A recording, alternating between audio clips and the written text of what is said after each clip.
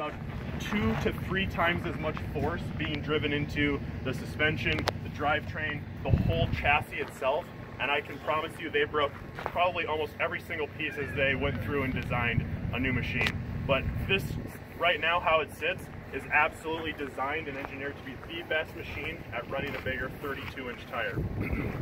I'll walk you through just some of the things they went through.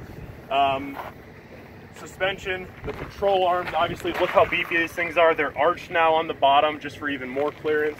The trailing arms are massive. We used to have the little kind of metal 2x4 looking trailing arm. These things are machined. They look freaking badass, way stronger. They're 67% stronger. Beefier radius rods, axles, knuckles, tie rods. This whole steering rack was made bigger, stronger, all the little things. And one of the biggest things that was done to help run these tires is the front drive, front diff. Physically, it's about 2 times larger than it used to be. If they were both sitting on a table, the thing's massive. And it's actually 3 times stronger than it used to be. As well as the strength improvements, it's also isolated.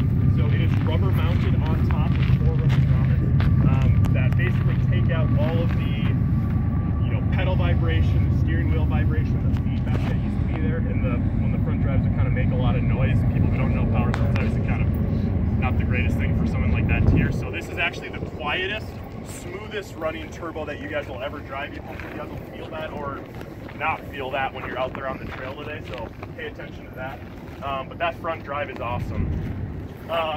So after all of that, obviously once you strengthen something, something else is going to break, right? So that's what a lot of consumers run into. They love putting 32s on, they'll do stronger shafts, they'll do stronger, bolt-ons, but that force has to go somewhere. The drive is one of those places, we fix that. And ultimately it ends up going back to the chassis. So this chassis had to be redone, the whole frame is brand new, it's stronger, the sidewalls are thicker, everything about it is more rigid. They can talk your ear off about that, but the chassis and the ROPS are more rigid, stronger than they've ever been, also to be able to run those 32-inch tires. Okay, I think I've beat that horse pretty dead by now. Any questions left on that, feel free to ask. What's been done to the clutches and the belt for dependability? We will get to that in just a second now. Last thing on the tires is those, along with some other improvements, now result in 16 inches of ground clearance. Just look at the gap here between this and the ground. Unbelievable the rocks that you can go over in this thing. That's industry leading, 16 inches. And even though we've gone to new clearance heights, we actually kept the exact same center of gravity that we have on the current Razor XP Turbo. So the center of gravities are within 1% of each other. So they literally are basically the same. A lot of that due to the size of these tires, obviously so low to the ground in rotational mass, that just keeps this thing sucked to the ground and planted. You don't have to believe me if you don't want to, but you guys are gonna feel it out there on the trail today.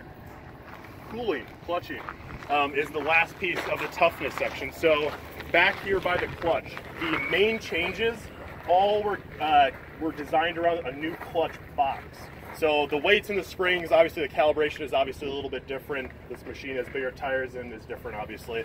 But the clutch box was designed to flow 80% more air to better, more heat-synced locations, better targeted locations.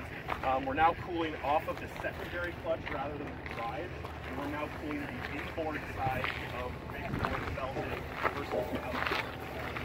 Ultimately, all that rumbo jumbo results in 20% cooler belt temperatures as compared to a former turbo.